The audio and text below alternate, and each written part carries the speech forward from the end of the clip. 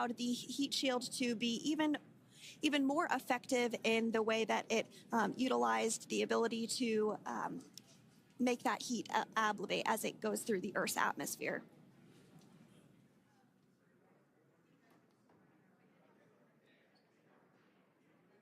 Allowed the heat shield to be even more effective in the way that it. The remainder of Dragon is composed primarily of a SpaceX proprietary ablative material. It's another class of thermal protection which is lighter weight versus Pika and protects the underlying composite structure during reentry to ensure the structural capabilities are maintained. While Dragon will experience temperatures well over 3,000 degrees during peak reentry conditions, the characteristics of the thermal protection system coupled with the environmental control and life support system in the pressurized interior will ensure that Nick, Sunny, Butch, and Alexander stay cool and comfortable during all phases of reentry through splashdown. Now, if you've just recently joined us, we hope to regain views of our crew members inside Dragon Freedom. But we don't have those available at the moment due to ground station coverage. So we will bring those back to you as soon as we can. Now, after Dragon Freedom has re-entered the Earth's atmosphere, a series of parachutes will deploy to slow the crew's descent. First will be the 2 drogue parachutes, followed by the 4 main parachutes, and those will guide Dragon to its first contact with Earth since it launched back in September. Dragon will automatically deploy these parachutes when different pressure and positioning sensors on the spacecraft detect that they're at the right speed and altitude. Vehicle velocity at drogue deploy is approximately 350 miles per hour, and they deploy at about 18,000 feet.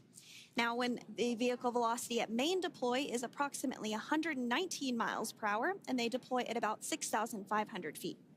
When Dragon splashes down in the water, the vehicle velocity will be about 16 miles per hour, so you can really see how those parachutes help to slow down the crew inside the capsule.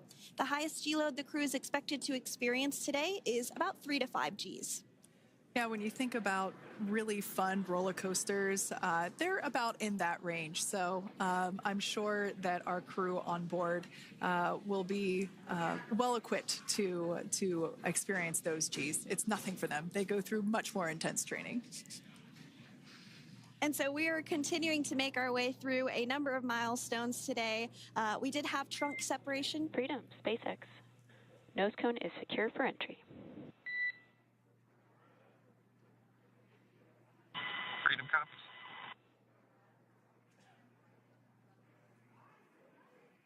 All right, great news there. That tells us that the final physical configuration change for Dragon is complete. We have closed that nose cone. This is the last physical change that Dragon undergoes prior to re-entering the Earth's atmosphere. It's important that that nose cone is completely closed because underneath it is not only where the 4 forward Draco thrusters are located, but it's also because that is where the forward hatch is located. That is the hatch that is utilized for the crew to ingress and egress from the station while it is docked on board. And since our capsules are flight proven and we reuse them on future space flights, we want to make sure that all of the integrity of that hardware remains intact. So that nose cone is successfully closed, and we're going to start moving pretty quickly here. As I mentioned before, we'll go through loss of signal. We'll get that signal back several minutes later, and then we'll see the parachute action. Yep, and then that's all ahead of splashdown off the coast of Florida. We're targeting Tallahassee as our splashdown zone today at 2:57 p.m. Pacific time this afternoon. Now, you did mention the call to the crew. They'll do some additional calculations following that burn and potentially let us know if that splashdown time has changed at all. But right now, we are continuing to target 2:57 p.m. And you can see there on your screen a path of where Dragon will be re-entering today. So if you are in the southern tip of Mexico, you might have the opportunity to see Dragon. Because it's a daytime splashdown, you probably won't have too great of views, but potentially you'll have the opportunity to get a glimpse of it there. Once again, Dragon operators, they're monitoring the progress of Dragon through this reentry phase. That is SpaceX Mission Control, located here in Hawthorne, California. That is also where the crew operations and resource engineer is seated. That person is the voice that we have heard multiple times and will continue to hear as the primary point of contact to the crew on board Dragon Freedom. We will also hear the voice of Commander Nick Hague. Basically, after we hear the Corps communicate something, we will hear Nick Hague indicate that they copy, that they heard the message well, some sort of recognition that the message was received.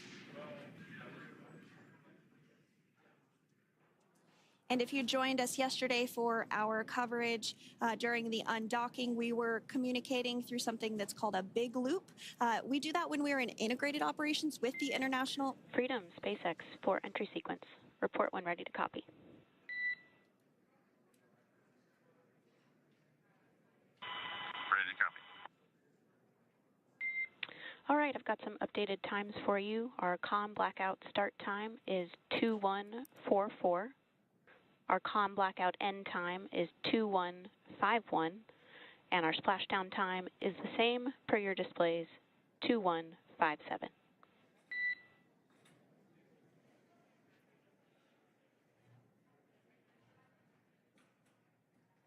Okay. Understand comm blackout start 2144, stop 2151, splashdown per display. That's a good readback. And with that, please report when tablets are secured behind the elastic bands, restraints are tight, and visors are down.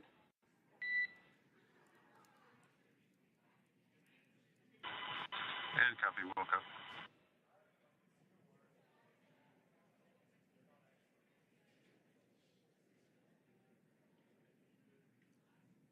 And with that communication from the Corps or Crew Operations Resource Engineer here in Hawthorne to Commander Nick Hague of Crew Dragon Freedom, we did hear that the loss of signal period is still at 2:44 p.m. Pacific, but we had a 1-minute adjustment to the acquisition of signal. That's going to now be at 2:51 p.m. Pacific time. However, our splashdown time remains the same at 2:57 p.m. Pacific time this afternoon off the coast of Tallahassee, Florida.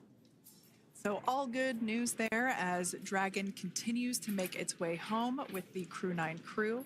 As we've mentioned before, we are splashing down on the Gulf Coast. We have ability to splash down on either side of Florida, but the location site just outside of Tallahassee, Florida is the site that was selected today due to best recovery conditions.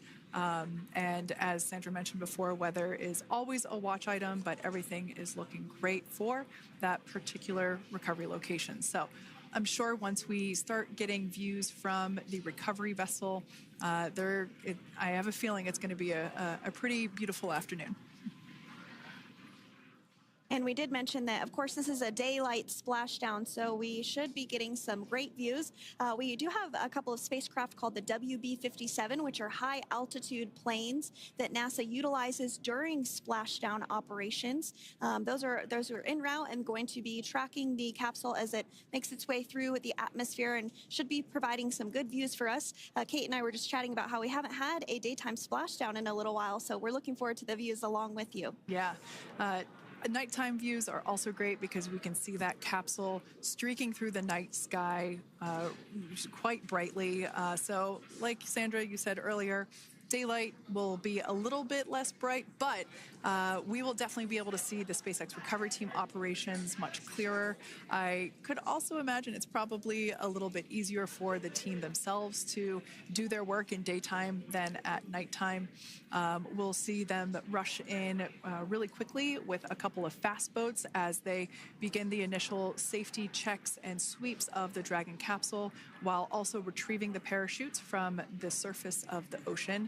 The recovery vessel, the main recovery vessel, will continue to make its way closer to the Dragon capsule. It is stationed a couple miles away from the actual recovery location, the splashdown location, for obvious safety purposes. So it takes a little while for that vessel to make its way over, but once it's closer, we'll have even better views of those recovery operations. And you may be wondering why sometimes we splash down in the daytime versus the nighttime.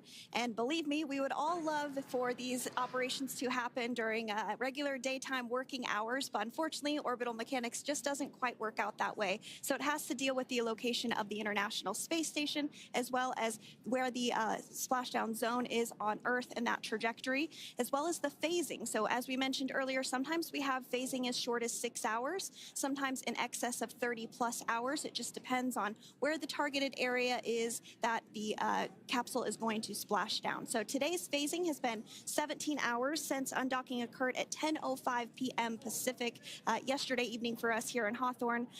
Early wee hours for folks on the East Coast and other areas of the United States.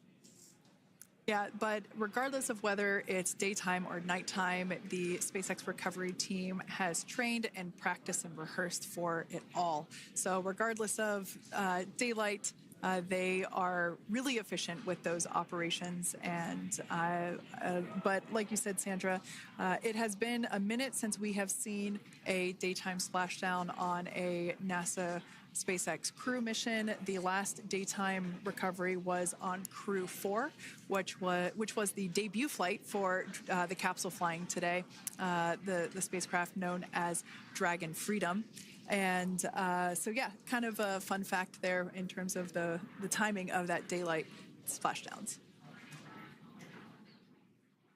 Once again, standing by for more communication with the crew. The next event that we have coming up is the start of that period known as loss of signal. That is the period still expected at 2:44 p.m. Pacific time. This lasts for several minutes while the capsule is making its way through the Earth's atmosphere. The heat shield located at the bottom of the capsule really doing all the work at that point in time in terms of using the atmosphere to slow the capsule down from its orbital speeds of 17,500 miles per hour. Our tablets are secure, restraints are tightened, visors down. We are configured for entry. And if you're just joining us, you just heard the call out there. We are 20 minutes from splashdown. The crew's visors are down and locked, and Dragon is ready. If it's your first time here, welcome. My name's Zach. I'm the founder and host here at the Launchpad Network.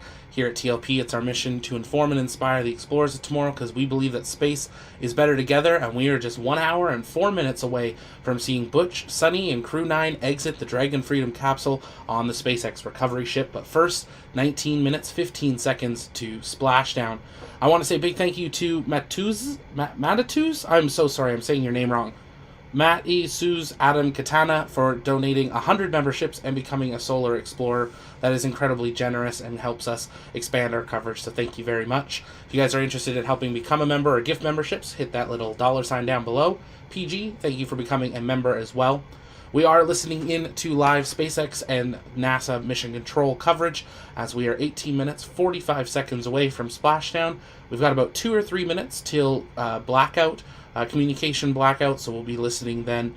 If you guys have questions, you can send those in the chat by tagging us at the Launchpad. We'll work on answering those live to the best of our ability. And following splashdown, make sure not to head out anywhere. We'll be following full crew recovery operations all the way to seeing all 4 astronauts exit the Dragon capsule on board the recovery ship. At 18 minutes, 18 seconds until that targeted time of splashdown, take a moment, engage the like button, share out the stream if you haven't yet, invite people to join us as the historic mission of Butch and Suni, as well as the rest of Crew 9, comes to an end in just about 18 minutes. Let's listen back in to NASA and SpaceX Mission Control. Test pilot and distinguished graduate of the United States Air Force Academy. Nick spent 5 months in Iraq in support of Operation Iraqi Freedom. He voluntarily transferred from the United States Air Force to U.S. Space Force in 2021 and is an active colonel. His wife, Katie, is a retired U.S. Air Force colonel, and they have 2 sons. NASA astronaut Suni Williams is a mission specialist for Crew 9. This was her third visit to the International Space Station. She originally launched aboard Boeing Starliner spacecraft and arrived at the space station on June 6th. Following the agency's decision to return Starliner uncrewed, she became an Expedition 71 and 72 crew member, where she logged 286 days in space on this mission. But Suni has a total of 608 days in space, the second most time in space by a U.S. astronaut. 5 minutes until predicted comm blackout. We'll see you on the other side at 21:51.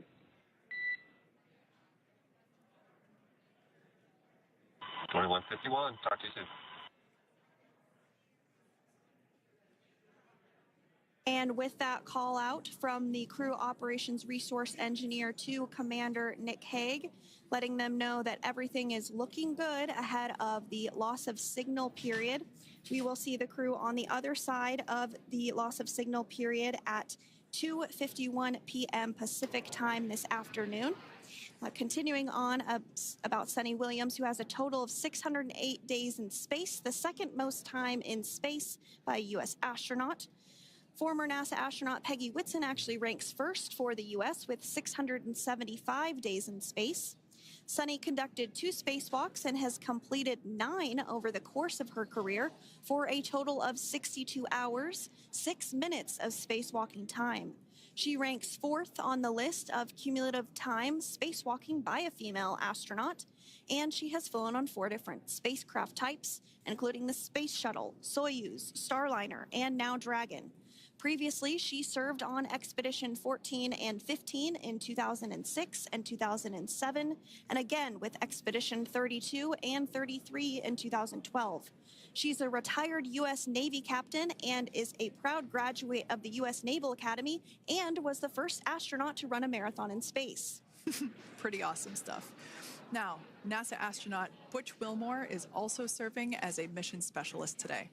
This is his 3rd spaceflight and, just like Suni, logged 286 days in space. He conducted 1 spacewalk and completed 5 over the course of his career, earning him a total spacewalking time of 21 hours and 2 minutes. He's flown on 4 different spacecraft types throughout his career: the Space Shuttle, Soyuz, Starliner, and now Dragon. Previously, the Mount Juliet, Tennessee native served on STS-129 in 2009 and Expedition 41 and 42 from 2014 to 2015. Wilmore is also a retired captain in the U.S. Navy. Next up is Alexander Gorbunov, who is the 3rd mission specialist serving on today's mission. Crew 9 was his first space flight to the space station, earning him a total of 171 days in space over the course of his career. Gorbunov, along with Nick Hague, saw the arrival of 4 visiting vehicles and saw the departure of 4 as well. The duo orbited the Earth more than 2,700 times since September. Before his cosmonaut selection in 2018, Gorbunov worked as an engineer for a rocket space corporation and helped support cargo spacecraft launches from the Baikonur Cosmodrome in Kazakhstan.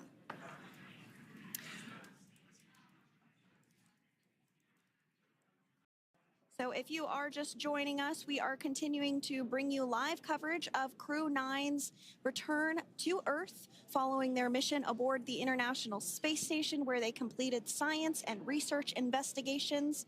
We are targeting splashdown off the coast of Florida at 2:57 p.m. Pacific time. The next major milestone that we'll look ahead towards is what we call loss of signal, or LOS, when we won't have communications with the crew because they will be re-entering the Earth's atmosphere.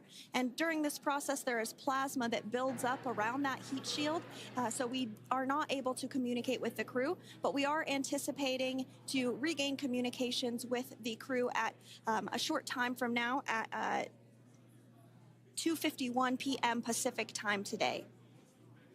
As we said before, everything continues to look good for the return of the Crew 9 team. We are about to go into that period of loss of signal.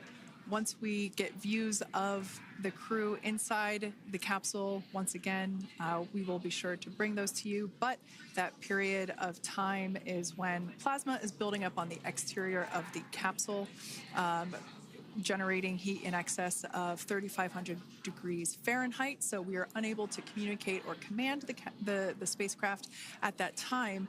And that includes, unfortunately, video feeds as well. So as soon as we get the views back inside Dragon, we will bring those to you. But until then, we are going to stand by and continue to monitor the progress of Dragon.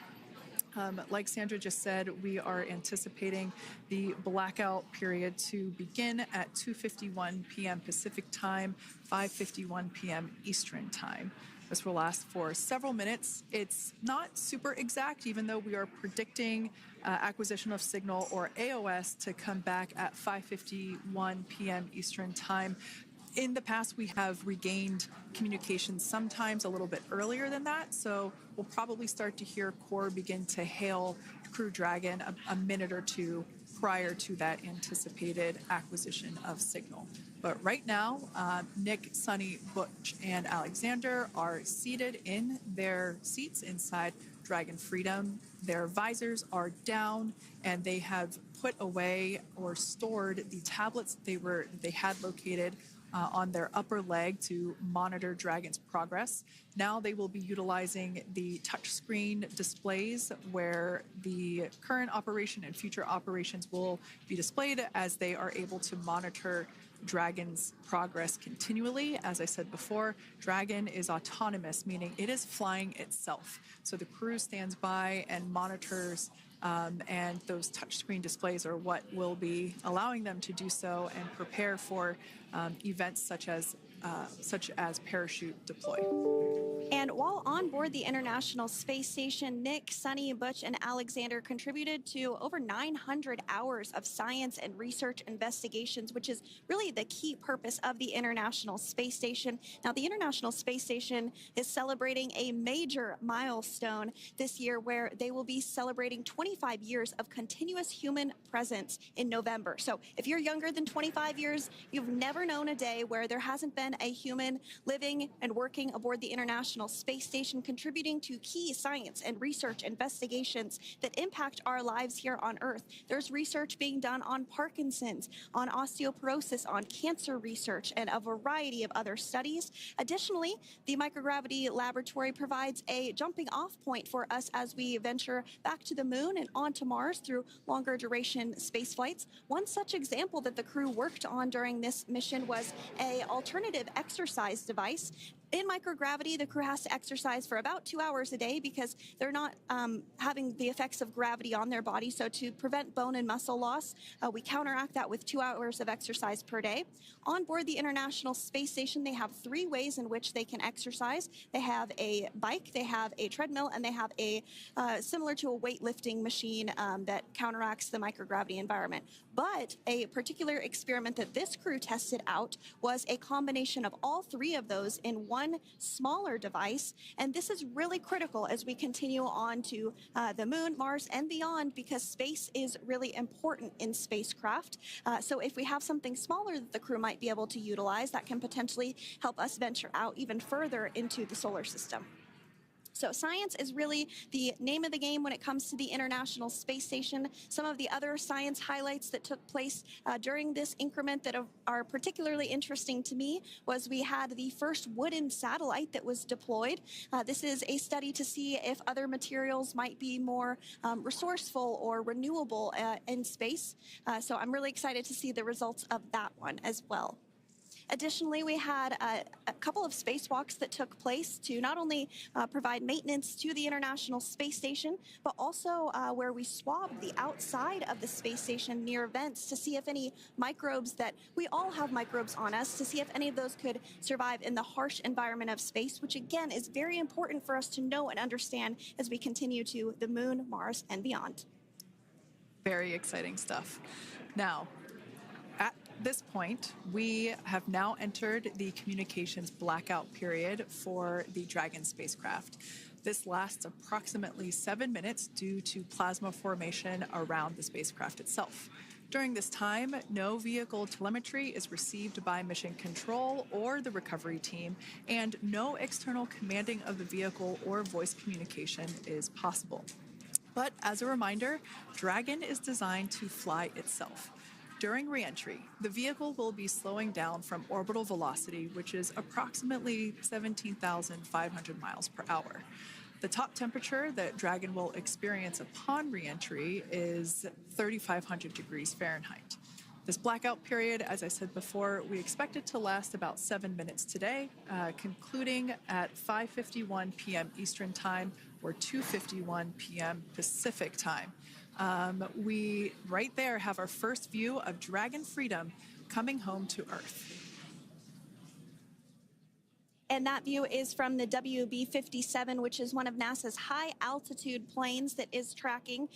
Now, because of the way that this camera is configured, it does look like it is dark, but it is indeed daytime, and you're beginning to see that plasma trail as Dragon re-enters the Earth's atmosphere. All of that is expected. We are anticipating an acquisition of signal around 2:51 p.m. Pacific Time, so just minutes from now, and you may hear the Corps begin to hail out or call Dragon for communications and see if we can potentially get communications with them a little bit earlier. Following this, we'll have two events in rapid succession. We'll have the drogue parachutes deploy at 2:53 p.m. Pacific, followed by the mains just 1 minute later at 2:54 p.m. Pacific Time, ahead of a splashdown at 2:57 p.m. Pacific Time off the coast of Tallahassee, Florida.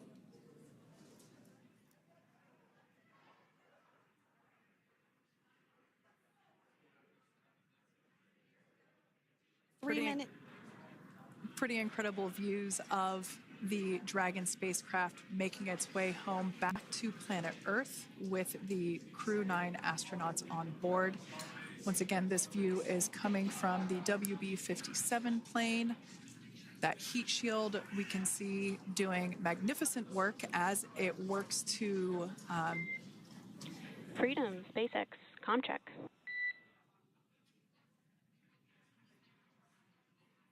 All right, we're going to start hearing the SpaceX Crew Operations Resource Engineer. SpaceX Freedom is with you. 4.6 feet. Enjoying the ride. Copy that, Freedom. Great news there from Commander Nick Hague reporting back. We see a healthy flight computer. Expect automated chute deployment. Freedom copies. Like we said before, things moving very quickly as Dragon Freedom makes its way home. Next event coming up will be deployment of the drogue parachutes. This occurs around 18,000 feet.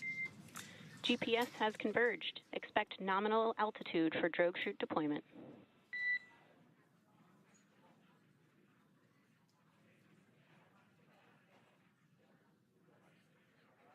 We're about 2 minutes away from deployment of those drogue parachutes. Now the heat shield is continuing to work to slow the vehicle down. That entry period, the Dragon spacecraft went from orbital velocity about 17,500 miles per hour down to about 350 miles per hour. So it really gives you a sense of why that plasma builds up on the exterior of the capsule, thanks to the heat shield and the work that it does. Those drogue parachutes will slow it down from 350 to about 119 miles per hour. We can see 15 kilometers. Brace for drogue window. We can see seat rotation happening inside the capsule. Great to get those first views of our crew members. Once again, the capsules are going about 350 miles per hour when the drogues are deployed. Those drogue parachutes that we manufacture here in-house are going to slow the spacecraft down to 119 miles per hour. And that is when we will see the main parachutes deploy, and that occurs about 6,000 feet above the ocean's surface.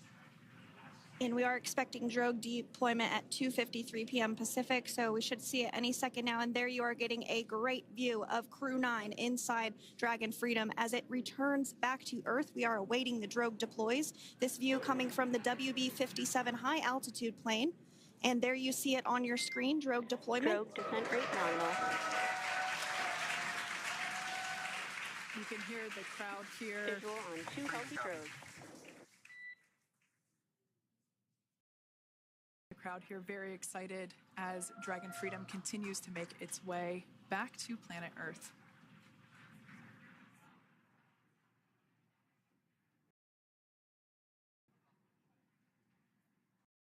Next up, we'll stand by for the main deployment of the parachutes.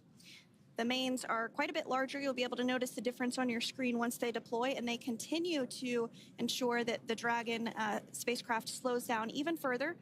As we mentioned, Freedom will be traveling 16 miles per hour when it splashes down off the coast of Tallahassee, Florida, here at 2:57 p.m. Pacific time this afternoon. And there we go. We have visual on 4 healthy mains. That view was from inside. Freedom copy. And That view was from inside one of the buckets where the parachutes are located. So we see a great view there of the reefing on those parachutes. And as those main parachutes begin to inflate fully, 4 beautiful, healthy mains. Now awaiting visuals of splashdown. Freedom 1000. We'll start to hear Commander Nick Hague. Copy 1000. As we heard right there, Commander Nick Hague will be calling out the altitude of the Dragon capsule from here on out. Landing in water is simpler and provides more margin against unlikely parachute issues. You can see those parachutes continuing to slow the Dragon capsule down. And if you're just joining us, you're looking at 800 meters. a live view of Crew 9, just minutes away from splashing down off the coast of Tallahassee, Florida. Splashdown 2 minutes from now at 2:57 p.m. Pacific. We do have 4 healthy mains really doing the job there. Just breathtaking views of a calm, glass-like ocean off the coast of Tallahassee, Florida. Crew 9 just minutes away from splashing down. This is really such an incredible shot. Copy 600. That was a live view from our recovery vessel, Megan, which is stationed a couple miles away from the splashdown site. We can see the crew there using their restraints as resting places for their arms. They were just in space moments ago, so their arms were able to float freely. 400 meters. This is a gorgeous bluebird day here that we have for the splashdown of Crew 9. It's incredible to think that the Dragon capsule just minutes ago was going over 17,000 miles per hour and now gently coasting to a soft splashdown. 200. Copy 200 meters. Brace for splashdown.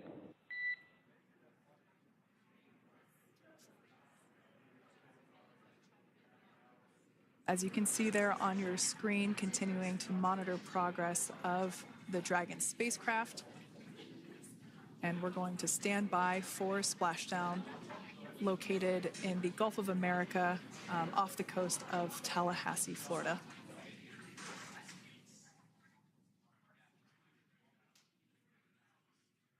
And splashdown. Crew 9 back on Earth.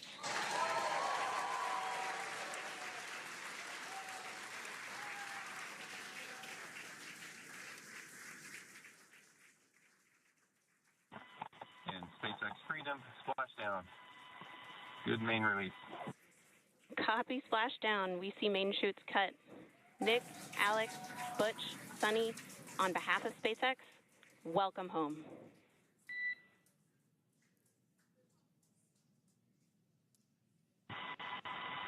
It is an amazing, what a ride. I see a capsule full of grins ear to ear.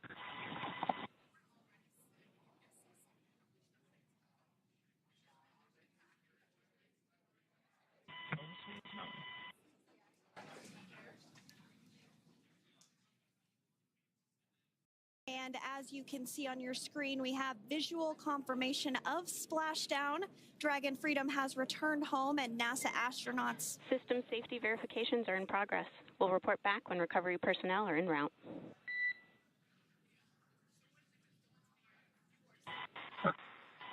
Understand. And we're in section 2 of 4.800 landing response. And looking for your word on if it is necessary.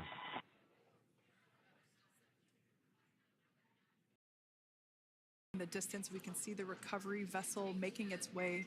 Copy, you're in section 2 for the environmental assessment in 4.800. That is not necessary today. Understand. Raising 5. So we will continue to have communications between the Corps and Nick Hague, the commander of Crew Dragon Freedom, which just splashed down 2 minutes ago off the coast of Tallahassee, Florida. Dragon Freedom has returned home with NASA astronauts Nick Hague, Suni Williams, Butch Wilmore, and Roscosmos cosmonaut Alexander Gorbunov. They're back on Earth after approximately 17 hours of a return journey from space. The SpaceX recovery ship and team have been waiting for Dragon's splashdown, and they will now make their way to the splashdown location. The teams have been ready and waiting about 3 nautical miles away, so it's going to take them about 30 minutes or so to make their way and to SpaceX Freedom. Pretty sure we're in stable 1. Copy, stable 1. We see the same. It's going to take about 30 minutes for the recovery team to make their way over to Nick, Suni, Butch, and Alexander, who are still seated and secured inside that Dragon spacecraft there on your screen. Incredible views there of that thermal protection system, or TPS. That Dragon capsule was pristine, white color before it departed the station, and we can see how the reentry phase, the thermal protection system did its job. Now, if you're wondering what that hole, that like bucket area is, that is underneath the side hatch. That is where the main parachutes were stored. So when we saw the Dragon capsule docked at station, it looked very different. The panel that protects and covers the main parachutes, that was still intact, as well as the panels that enclose where the drogue parachutes are located. We can see those fast boats. SpaceX is go for recovery personnel to approach. Expect personnel alongside in the next few minutes. Freedom copies. We can see those fast boats. We weren't kidding when we said they were fast. While it does take about 30 minutes for the main recovery vessel to make its way over to the capsule, these fast boats will be doing a couple of things simultaneously. A couple of them are going to be working to retrieve the parachutes that you see in the background there of this drone shot. Those parachutes will be retrieved from the ocean surface. We want to make sure we are able to pull those out. The recovery vessel there closest to the spacecraft is going to be performing some safety checks. We can see there they're using an instrument that is basically working to detect if there are any hypergolic vapors or fumes that are still residing in and or around the Draco thruster nozzles or outlets. The hypergolic fuel, which is necessary for on-orbit burns to maneuver the spacecraft. Unfortunately, those hypergolics are unable to be breathed. They are toxic, and so this team here is doing those initial safety checks to make sure that it is safe for the rest of the recovery team to approach the spacecraft. They're also checking to make sure that any residuals from the pyros are safe and are not going to cause any issues. We can see the team working their way around the spacecraft to do these basically these sniff tests on all of those Draco thrusters. And as we continue to await the recovery of our Dragon spacecraft with NASA astronauts Nick Hague, Suni Williams, Butch Wilmore, and Roscosmos cosmonaut Alexander Gorbunov inside, Dragon has autonomously completed several steps to safe itself following splashdown. We are continuing to see Dragon in what is known as stable 1 configuration. That's kind of the ideal configuration following splashdown. It's upright, and the Dragon capsule is in the right configuration for it to be hoisted into the recovery vessel Megan, which you do see a little ways off in your screen approaching. Dragon will continue to remain live on air with you through that recovery process, all the way through the point where the crew is extracted from the Dragon spacecraft. Now, if you are just joining us, the mission has gone smoothly so far. Dragon successfully splashed down off the coast of Tallahassee, Florida at 2:57 p.m. Pacific, 5:57 p.m. Eastern Time this afternoon. Approximately 17 hours prior to splashdown, Dragon autonomously undocked from the International Space Station, completed a series of departure burns, jettisoned its trunk section, and performed its final burn, the deorbit burn. This placed the Dragon spacecraft on a trajectory toward Tallahassee, Florida. Dragon successfully re-entered the Earth's atmosphere, followed by deployment of its parachutes to slow the spacecraft down to a gentle splashdown. We're now going to follow the Freedom. Hypergol sweeps and unfired ordnance checks are nominal. Rigging is in progress. Approximately 25 minutes until capsule lift. Stand by for PMC with SpaceX flight surgeon.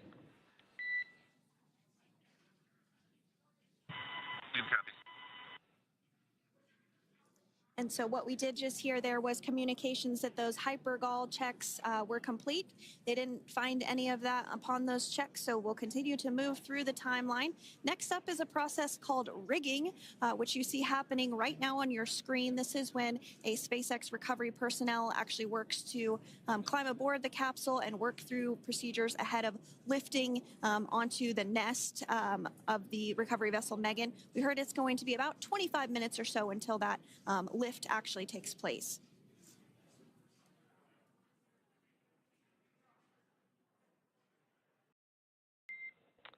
Okay, Freedom, the next call will be from the SpaceX flight surgeon on Dragon and Ground Private.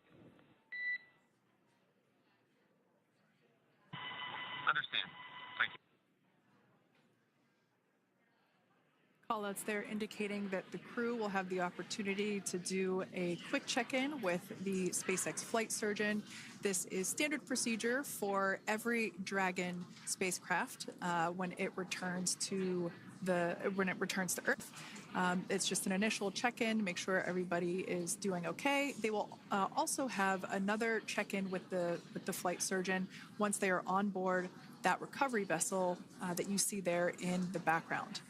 We can now see that SpaceX recovery team member they're on top of the Dragon spacecraft. They are going to be working to install plugs in the Draco thrusters to ensure that none of those, and to ensure that no more hypergolic fumes or vapors come out from the spacecraft. They'll also place harnessing around the spacecraft that are required in order to lift it out of the water. Go ahead, Sandra. Continuing to get some views of the recovery personnel, both the main recovery vessel Megan, as well as some of those fast boats that we've discussed previously. It looks like just a beautiful day there out off the coast of Tallahassee, Florida. Weather was pristine. We were able to get undocked from the International Space Station as expected at 10:05 p.m.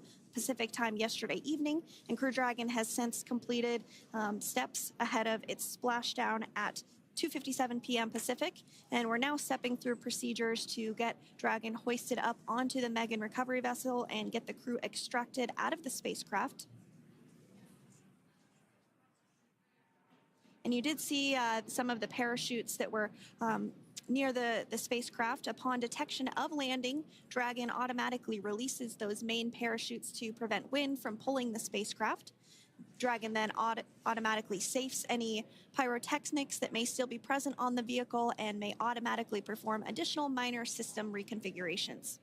The astronauts will remain seated and in their suits at this point, but the onboard air conditioning keeps things temperature controlled inside the spacecraft so the crew remains comfortable, and the communication systems. Freedom, SpaceX, ComCheck. SpaceX, this is Freedom. We have 2 clear. Copy that, Freedom. Have you loud and clear as well, and Dragon to ground is no longer private. Understand. Thank you. As we saw there on the screen, we have a couple of fast boats in the recovery fleet that have quickly moved into the splashdown location. They are being followed by one of the main recovery vessels, which will move into position upwind of the spacecraft. The two fast boats have very specific roles.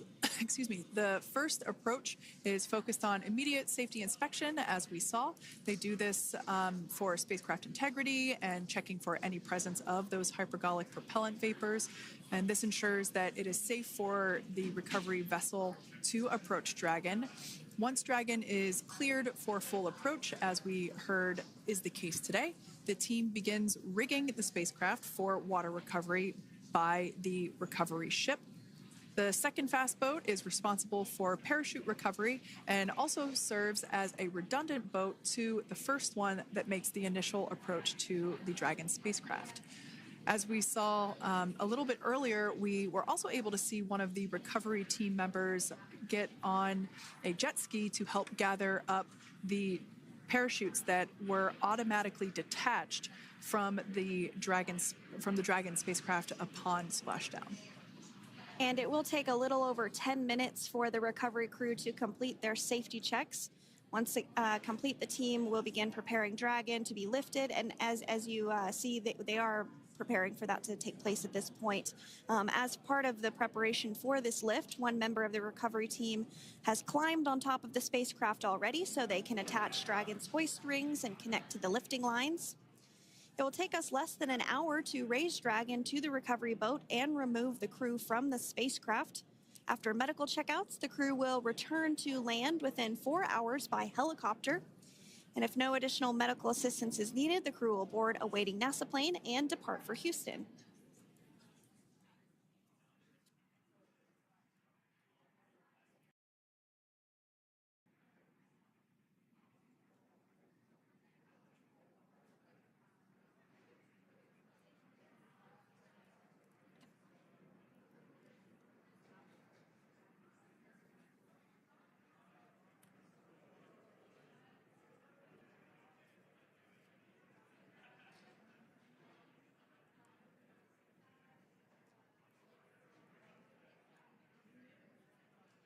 And as we continue to await Dragon to be hoisted up onto the ship, we have a very special treat.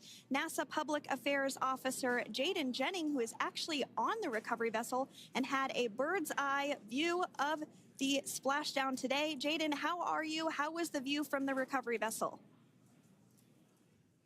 Hi, Sandra. How do you hear me? I've got you loud and clear, Jaden. It's so great to hear you. Awesome. So splashdown, Sandra, was nothing Freedom, short of be advised. spectacular. We are transitioning the forward link. Comm will be unavailable for approximately 5 minutes. Freedom comes.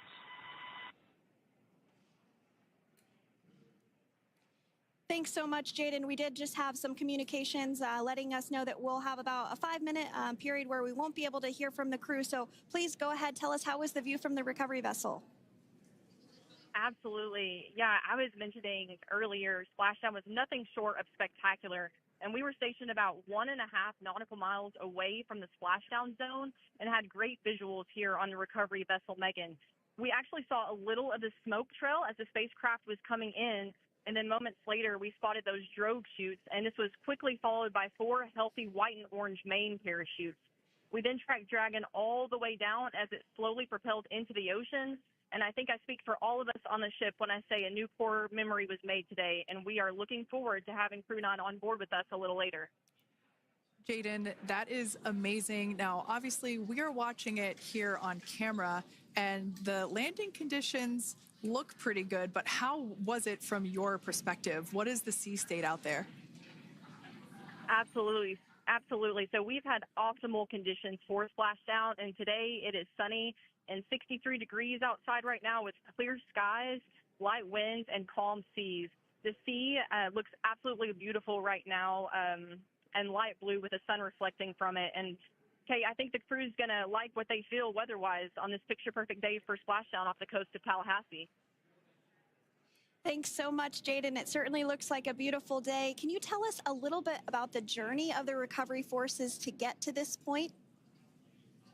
Sure. So one unique aspect of this recovery was the onboard training on station conducted for Butch and Suni to ensure they were ready to return on a Dragon spacecraft. That training covered all aspects of their return, including nominal and contingency departures, the orbit burn, splashdown, and post-landing ops, which is what this team is preparing for now. As for the recovery teams themselves, we started the day taking a series of helicopters out to the vessel.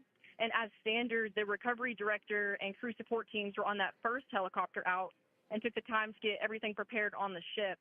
About 2 hours before splashdown, they deployed those fast boats and jet skis into the water. I was actually on the second helicopter out, and we were on the vessel about an hour and a half before splashdown and landed on top of the helicopter pad on the Megan. And the teams have been working diligently across their respective disciplines this week, executing what can only be described, in my point of view, as a logistical masterpiece, just ensuring every detail has been in place for Crew 9's return. That is such great news. I'm so glad that you're able there to experience it in person. Now, can you tell us a little bit about what's next to retrieve the crew for the recovery personnel on board? Yeah, Kate. So coming up next, Dragon will be hoisted into the on-deck translation system, or the nest, at the aft end of the ship, and then will be translated pretty quickly towards that egress platform. We'll perform another series of safety checks as final precautionary measures just to make sure there are no hypergolic vapors present before opening that side hatch. And then once that side hatch of the spacecraft is open, the crew will be assisted out of the capsule one by one from NASA and SpaceX. Freedom, SpaceX, ComCheck. Freedom's got you loud and clear. Thanks, Nick. I've got you loud and clear as well. We have completed our forward link transition. Copy.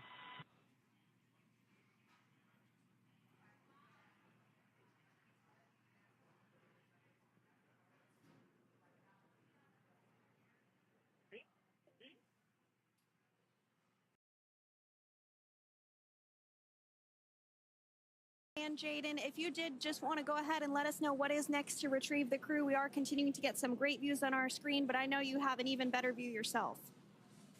Oh, yeah, Sandra, this view is absolutely unbeatable. So just to kind of finish off what I was saying is once that side hatch of the spacecraft is open, that crew will be assisted out of the capsule one by one from NASA and SpaceX medical personnel, where they will then head to the med bay. And after those medical checks, they will get on that first helicopter out and arrive at the airport, where they will then board a NASA plane and then head back to Houston, Texas at the Johnson Space Center to begin their post-flight period. And we're eager to see the Crew 9 astronauts back on Earth, and we'll keep you updated on every moment of this process.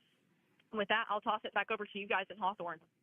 Thank you so much. That was Jaden Jennings, NASA Public Affairs Officer, who watched Freedom splash down firsthand from the recovery vessel Megan. Thanks so much, Jaden. So we are continuing to get these great views on our screen here of Freedom. As we mentioned, it splashed down at 2:57 p.m. Pacific time off the coast of Tallahassee, Florida. The recovery personnel are continuing to step through procedures to hoist Dragon onto the recovery vessel Megan there, which is now coming into view. You can see just how close Megan is at this point, and that's that helicopter pad that Jaden was just discussing, where the crew will fly off of onto the coast of Florida, and then eventually they'll fly back to Houston. Just underneath that helicopter pad is that translation deck where we will see the nest once it is loaded up with the Dragon spacecraft on board. The nest will be translated to the forward end of the recovery vessel, and that is where our Crew 9 team members will egress from the Dragon spacecraft. Now, here on your screen, we can see dolphins, actually, who want to come and play with Dragon.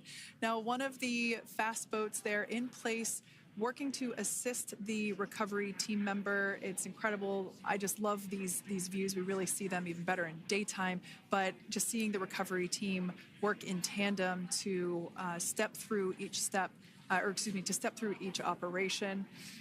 Obviously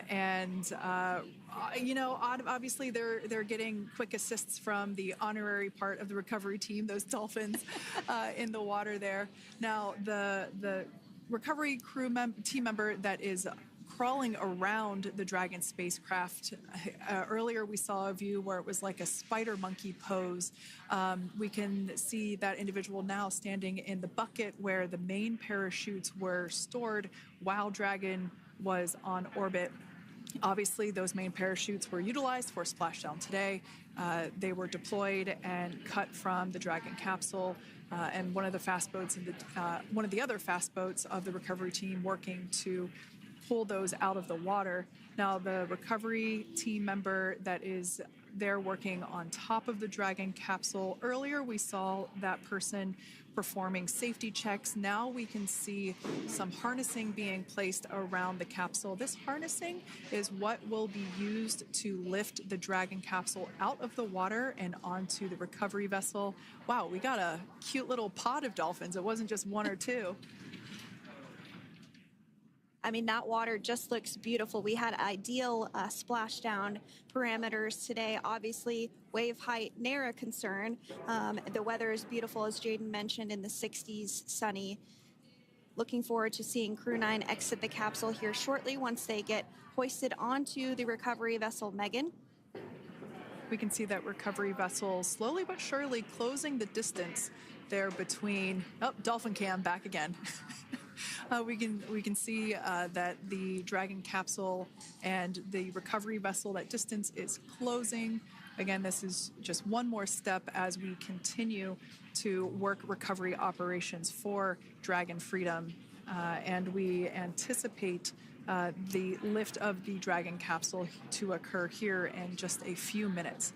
Now, once all of the rigging is on the capsule and it's hooked up to the recovery vessel, we will see the hydraulic arm, which is that kind of like bridge-like structure there at the aft end of the recovery vessel. We'll see that articulate backwards, and that's a good sign that we're getting even closer to pulling the capsule out of the water. It will then move forward, and the capsule will be placed inside of what you can see there is basically a basket. We call it the nest, Dragon nest, that's where the capsule will be placed in order for it to be translated to the forward end of the vessel and for the astronauts to egress. And before that does take place, we'll have potentially views of the rigger go ahead and jump off of the spacecraft there. That typically occurs when the spacecraft is a little bit closer to the recovery vessel, and we usually get a really good view of that particular operation from one of the onboard cameras from the recovery vessel. That is an operation that I have a lot of respect and admiration for, that individual that does that.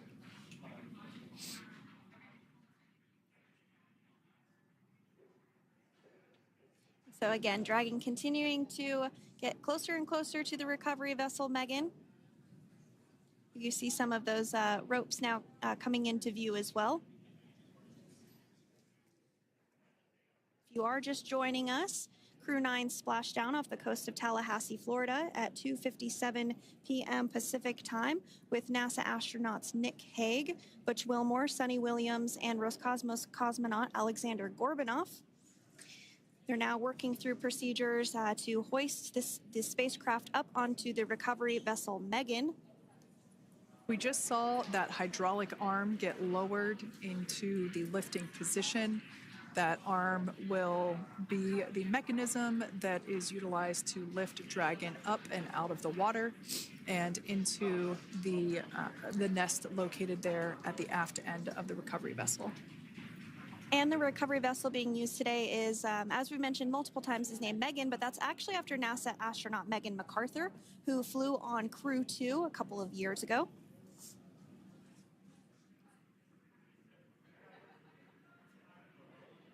We're getting some views now from actually inside the boat.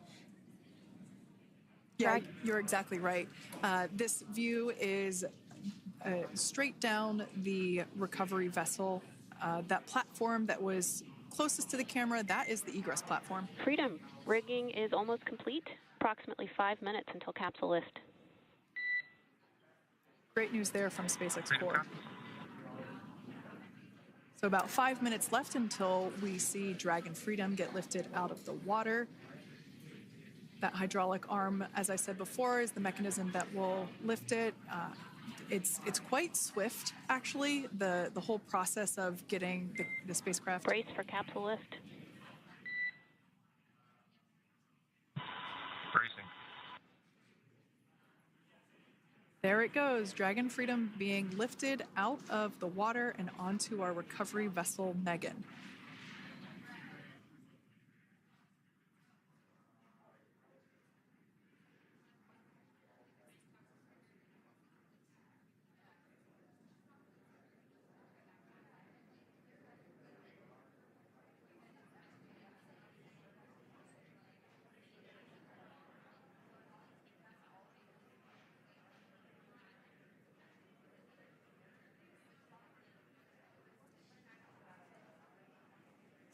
So once securely on... Welcome aboard the recovery vessel. Recovery personnel are completing final checks and stand by for translation to the egress platform. Freedom copies.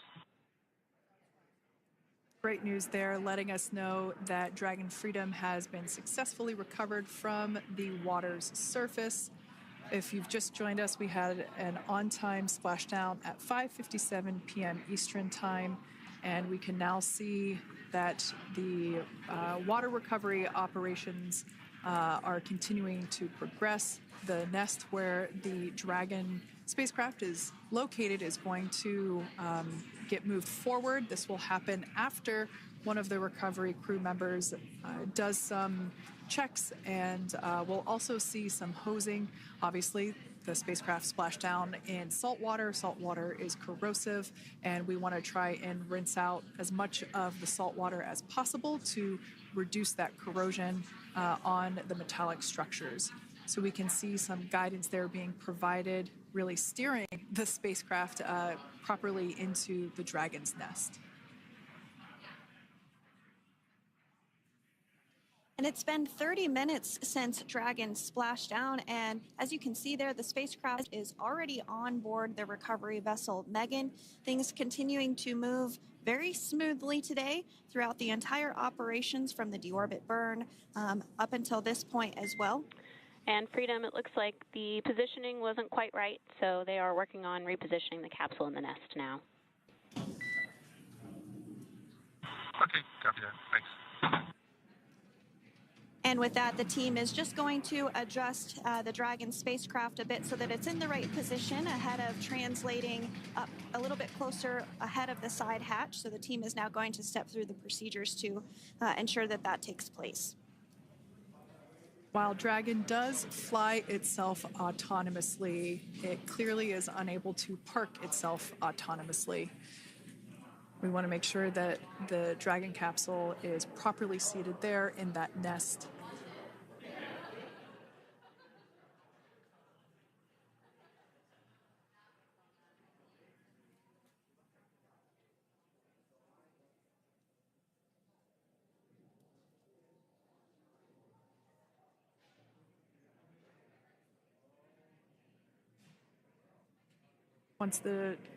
Once Dragon is fully seated in the nest, we'll probably see a bunch of that salt water come out from the bucket there located underneath the side hatch.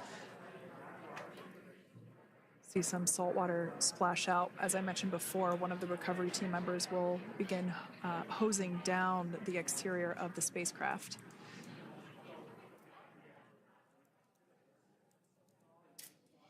So you are continuing to get some great live views on your screen of Crew 9, which includes NASA astronauts Nick Hague, Suni Williams, Butch Wilmore, and Roscosmos cosmonaut Alexander Gorbunov, who splashed down off the coast of Tallahassee, Florida, 2:57 p.m. Pacific time this afternoon.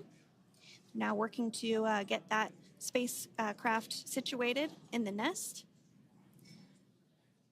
Just making some final adjustments and tweaks to ensure that it's nice and secure.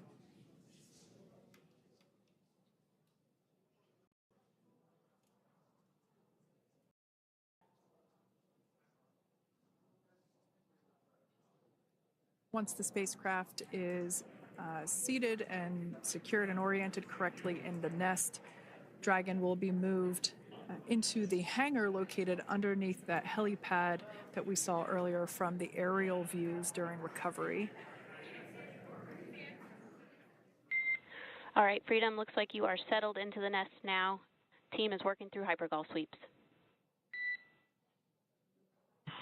Copy all.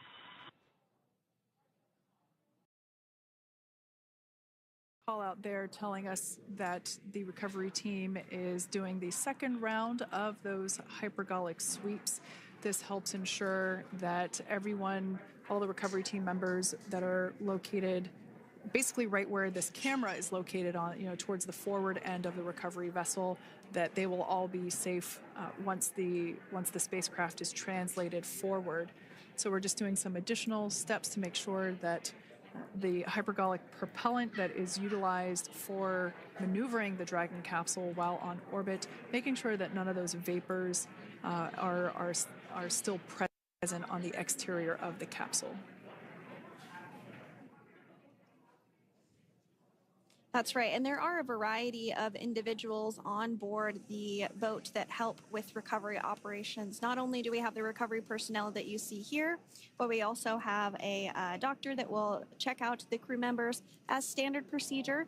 As with any spacecraft that is returning from space, we always perform a medical check with the crew. So you will see the crew come out of the capsule and be placed on stretchers, just like with the Soyuz landing and with all of our Dragon splashdowns. That is the nominal procedure.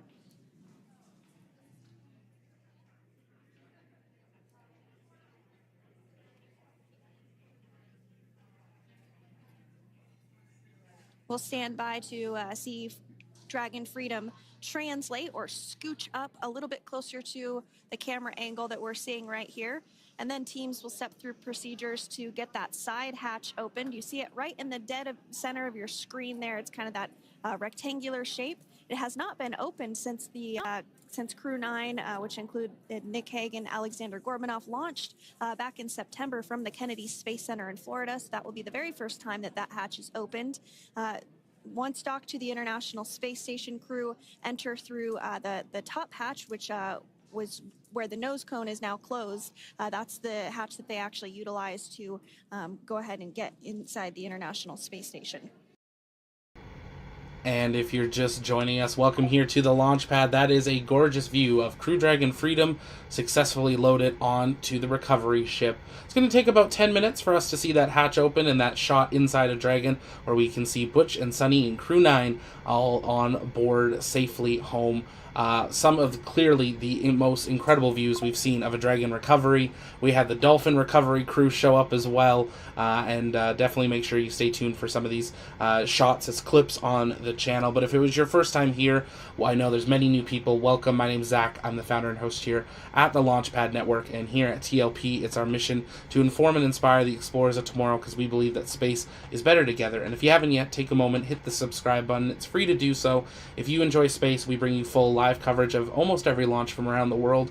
We bring you docking, undocking, and return to Earth coverage, live mission trackers of in orbit to the moon and Mars, and more, all right here on the Launchpad Network, because we really do believe that space is better together, and we're thankful to have you here. We got people tuning in from all over the world. I know we did it earlier, but let us know in the chat where you're watching from. There are still new people here. We're going to continue to follow along and listen in to NASA and SpaceX for updates as we await Crew Dragon Freedom to be transitioned across the deck of the recovery ship towards those two little chain links you can see there. That is where they will go. The hatch will be opened, and we will welcome the crew officially home. It's going to take generally roughly about 8 minutes. It's always a little different with each mission. They did have to reseat the Dragon in the Dragon nest before they do this transition, but it definitely does look like they're getting ready to begin that translation of Dragon towards the welcome back platform area. If you guys have questions, you can send them in the chat by tagging us at the Launchpad, and I'll try to work on answering some of those live in the chat while we continue to follow along. If you enjoy space, though, make sure you bookmark tlpnetwork.com. That's where you can check out our launch calendar to stay up to date on the next launches and whether we will have live coverage of them or not. We also have our news area where you can stay up to date on the latest space news. We are 1 day, 7 hours, 27 minutes from the next launch, which is NRL 157, launching out of Vandenberg in California. Chick Place, thank you so much for that super chat. I appreciate that. Thank you so much for that support. We got people tuning in all over the world. It's great to have you here. My is in San Diego. We got Alaska in Alaska. We got Mendocino in Sweden. Welcome. Nathaniel's in Kodiak, Alaska. Tamaris. And there is translation happening of Crew Dragon Freedom. You can see them spraying it down, making sure that it is all safe and ready for that crew to get right up next close to it. RM's in El Salvador, Todd's in Washington, John's in Rochester, Collins in Jacksonville. Let's listen back in to NASA and SpaceX as we get ready to welcome home Crew 9 and Butch and Suni as their mission finally comes to an end. Water, so we're trying to rinse off as much of that salt water as possible, and we can see the spacecraft continuing to move closer and closer to that recovery deck. Freedom, the crew is working on side hatch opening now. Expect hatch open in about 2 minutes. Okay, copy that. And Kira, just wanted to say that you guys, you and the team did an awesome job, both uphill and downhill. Just really, really impressed. Thank you. Thanks, Nick. It's been an honor. This is a pretty exciting moment coming up. We are working to open the side hatch. One thing that may not be obvious from, just looking at the spacecraft here is that this side hatch that we're about to open, the last time it was open was when this spacecraft was at the launch pad. This side hatch is what is used for initial capsule ingress and final capsule egress, but all comings and goings from the spacecraft while it is on board the space station are from the forward hatch, which is located at the top of the spacecraft under that nose cone. So this is a pretty exciting moment because it will be the crew's first breath of fresh air since boarding their ships at the start of their journeys last year. And the very first person that will have the opportunity to say hello to the crew once that hatch is open is a SpaceX medical recovery personnel representative. Then we'll see procedures take place to remove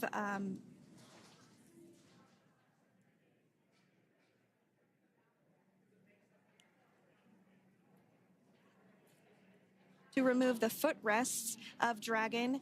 That will just help the recovery personnel get a little bit more room to access the crew and help get them out of the spacecraft. Yeah, you're absolutely right. Safety is, once again, top priority here, and removing those footrests from all 4 seats will be helpful as a SpaceX recovery team member will actually go into the capsule, into Dragon Freedom to help the crew members unbuckle and stand up, and essentially we'll also see a fun little slide be put in place to help the crew members exit the spacecraft safely. So yeah, we're going to remove all 4 of those footrests to basically give a little bit more working room inside the spacecraft. That's right, and we did hear the go for that hatch opening, so we're just a couple minutes away from being able to see that, and then we might be able to get the chance to see a couple of views inside of the Dragon and see the crew following their splashdown. Now, opening that side hatch isn't quite like opening, the door to your car. We have to depress the seal around the side hatch, as well as, we'll now see them open that side hatch up.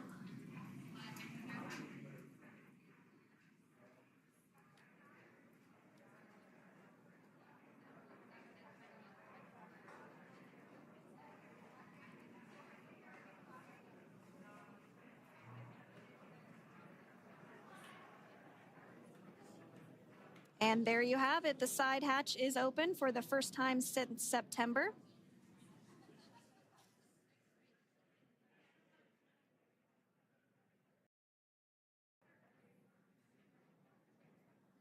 We can see some of the protective equipment there that was brought into frame that will help protect the edge of the side hatch, one from any potential damage. Oh, we can see the recovery crew member there taking photos of the side hatch seal. This is part of the standard operation for recovery. These photos will get saved into our procedure. We'll then install that protective frame around the side hatch. This helps to ensure that the side hatch itself, the edges of it incur no damage while crew members are coming out from the spacecraft.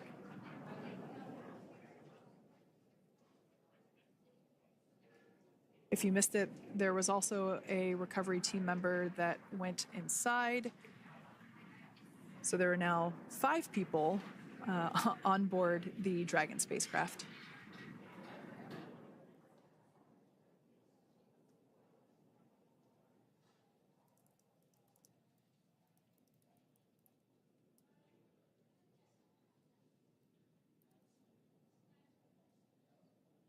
And if you are just joining us, it has not yet even been an hour since Crew 9 splashed down off the coast of Tallahassee, Florida at 2:57 p.m.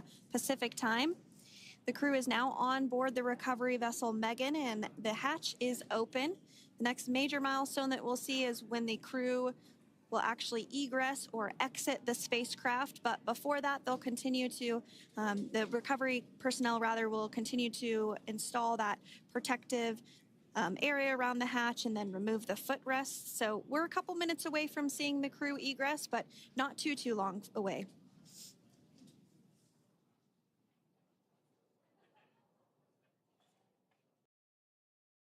We'll probably see those footrests being handed out here in the near future, as I mentioned before. Oh, of course, we got to get a well-documented photo of the moment. Although we can't see it from here, I'm pretty sure there are 4 smiles on board right now. And we did hear that report out from the commander, Nick Hague, following splashdown, that there were four smiles as far as he could see. Yeah, capsule full of grins.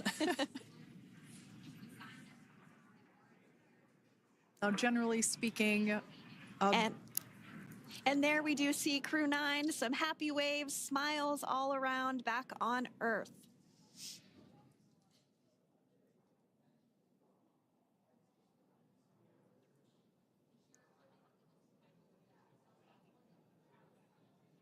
Generally speaking, we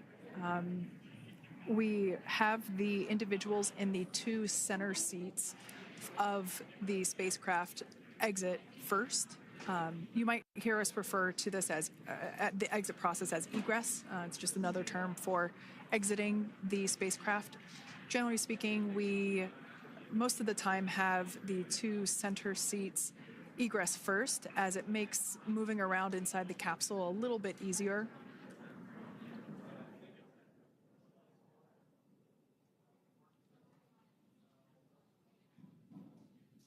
We can see the tablets that were previously located on the upper leg of the crew members. We can see those being handed out to the recovery team. Those were taken off prior to the entry phase, to spacecraft reentry. Those had to be stored and secured prior to dynamic operations.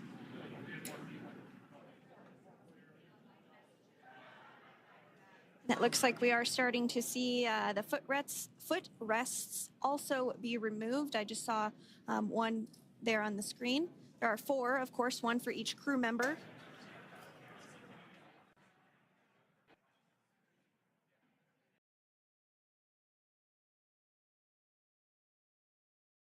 Those footrests are made out of carbon fiber and are actually sized appropriately for each crew member, as everybody has different measurements and different leg lengths.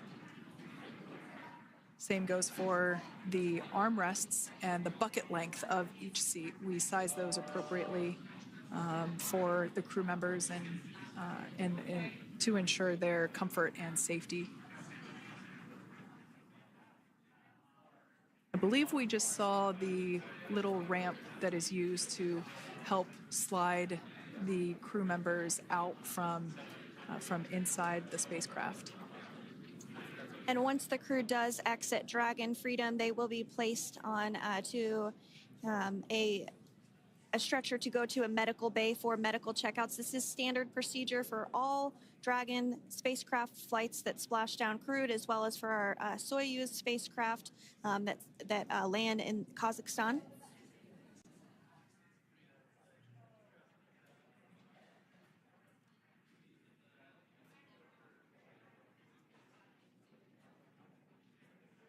We could see the exterior of Dragon Freedom quite clearly in this shot, and it's such a beautiful sight.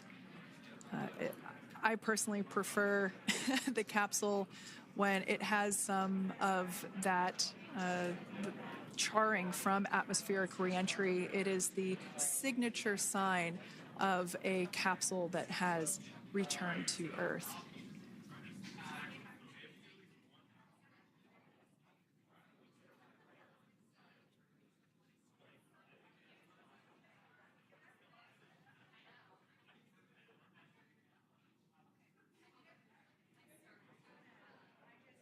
Continuing to stand by for our first crew member to egress or exit Crew Dragon Freedom following their splashdown at 2:57 p.m. Pacific time.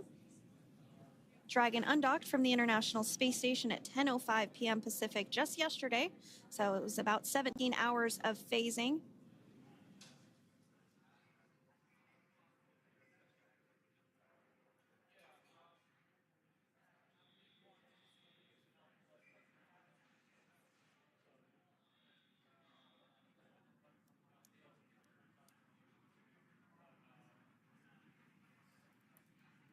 And while on board the International Space Station, Crew 9 contributed to 900 hours of science, over 150 research experiments and investigations, making great use of the microgravity lab of the International Space Station, which celebrates 25 years of continuous human presence this November.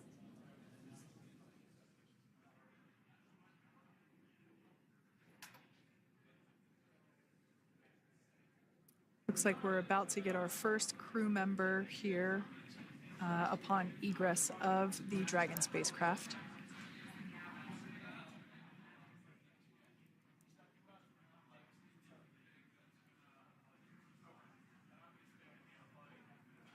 So we are standing by for that egress. Outside of Dragon, you do see one of those stretchers. This is the expected procedure as the crew will be taken to medical facilities following their exit from Dragon.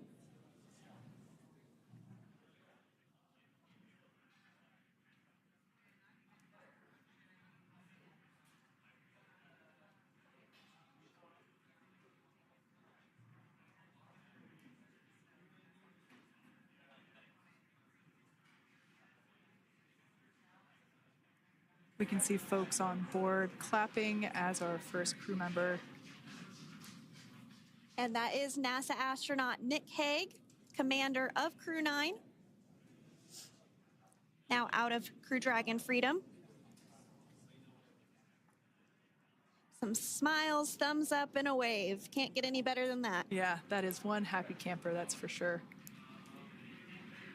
As we said before, it is standard procedure for all of our long-duration crew members to receive assistance upon egressing from the spacecraft.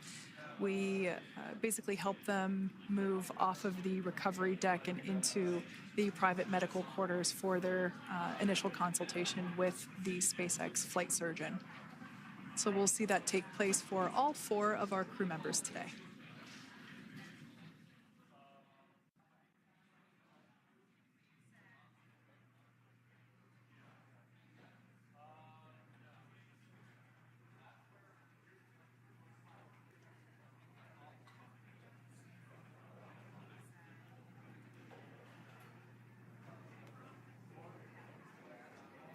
And we are standing by for the next crew member to exit Freedom.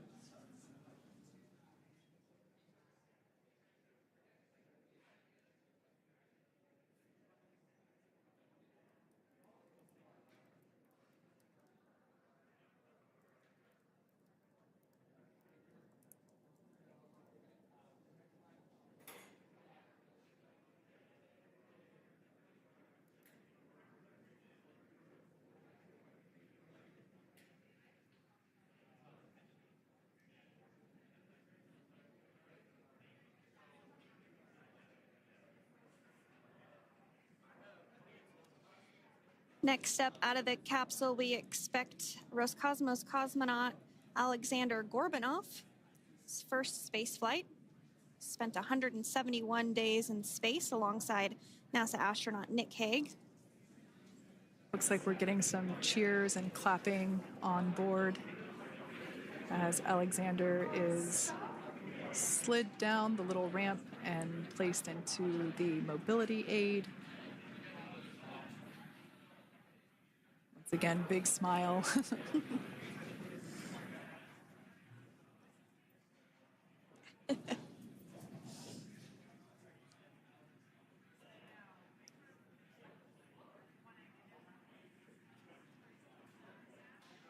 Now, the two crew members remaining in Dragon are NASA astronauts Suni Williams and Butch Wilmore. They completed 286 days in space. One of the remaining footrests being removed from the Dragon spacecraft.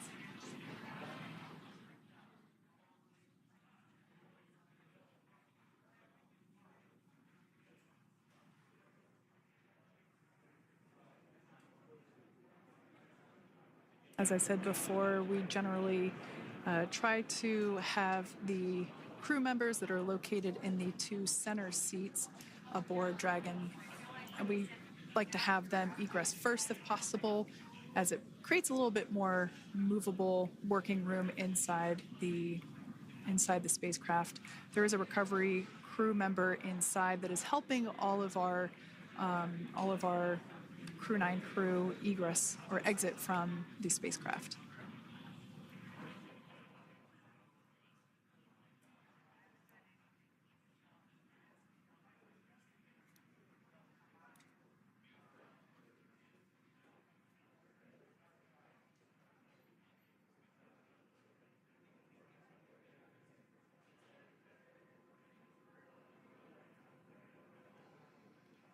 We are standing by for the next crew member to egress or exit Crew Dragon Freedom following the splashdown not even an hour ago at 2:57 p.m. Pacific time.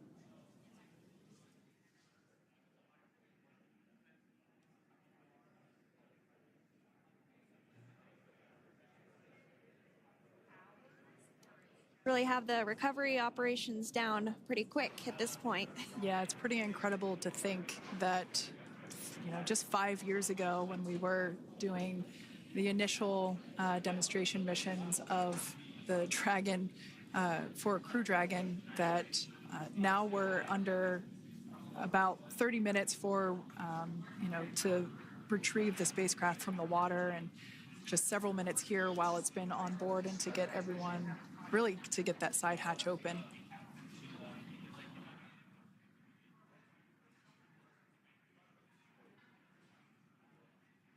For those of you that have just recently joined, the Dragon had an on-time splashdown.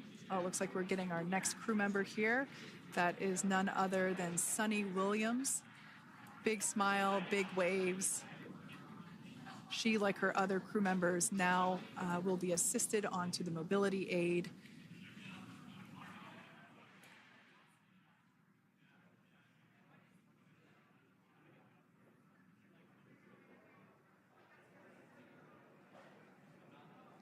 There we have it, some waves, some thumbs up, and some smiles.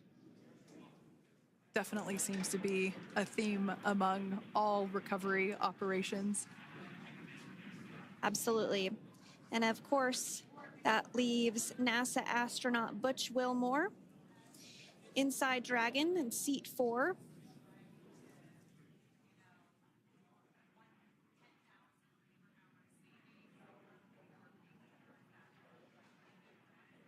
We're getting some views of him now as he egresses or exits the spacecraft.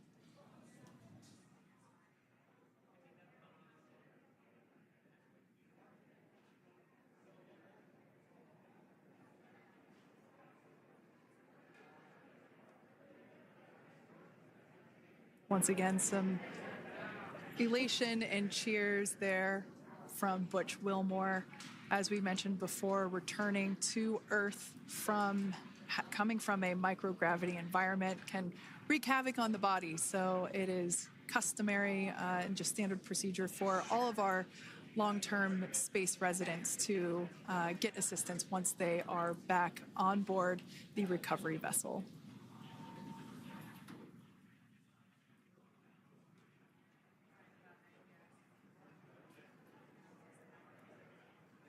Well, now that Nick, Butch, Suni, and Alexander are safely back home on Earth and getting checked out by the NASA medical team, we're going to wrap up our live coverage of their return. The Crew 9 mission began a little differently than usual since Butch Wilmore and Suni Williams were already aboard the space station when Nick, Hague, and there we have it. Butch and Suni and Crew 9 are home. As SpaceX and NASA wrap up their live coverage, I want to say a big thank you to all of you for joining us right here on the Launchpad Network. A huge shout out to our entire TLP mod crew for helping keep the chat flowing. We set a bunch of records for ourselves here today, and you guys are incredible for breaking those records. Key, thank you so much for that £10, I believe that is, maybe euro, super chat. Says, yes, thanks, the Launchpad. I appreciate that support. If it was your first time here, though, welcome. Make sure you take a moment and engage that subscribe button so you never miss another live launch coverage, docking, undocking, or return to Earth coverage, or in-space mission tracker. We've got more missions to the ISS later this month. We have the Cygnus undocking later this week. We have a Russian crew heading up, and then a Russian crew heading back, and then a U.S. cargo resupply mission in a couple of months, and you can catch that all live right here. If you happen to be fans of the space station, stay up to date with the latest on the station with our 24/7 live station-to-ground communication coverage. You can catch that right here. We also have our 24/7 Starbase live coverage, where we are counting down to Starship Flight 9, as well as the advancement of the second tower and the destruction of the high bay to make room for Gigabay. But with that, we are going to wrap up our live coverage, transition back into our 24/7 ISS coverage and Starbase coverage. To stay up to date on the latest of the launch schedule, head over to tlpnetwork.com, click on the launch button, and you can see the updates there. If you haven't yet, follow us over on X at tlpn_official, and join the community over on Discord. That's where our community hangs out in between streams, and we would be loving to see you in there, in comms, hanging out as a community, because space is better together. Again, if you were just joining us, this is concluding our live Return to Earth coverage for NASA SpaceX Crew 9. Butch and Suni are home, but for now, from our TLP Canada studio, my name is Zach, and we will see you next time, because space is better together. Bye-bye. to share their journey with all of you. Era in human spaceflight. Return today marks the end of the direct handover we executed after successfully launching the Crew 10 mission to the space station just last week on Friday, March 14th. Thank you, as always, for joining us for tonight's coverage of the splashdown of Crew 9.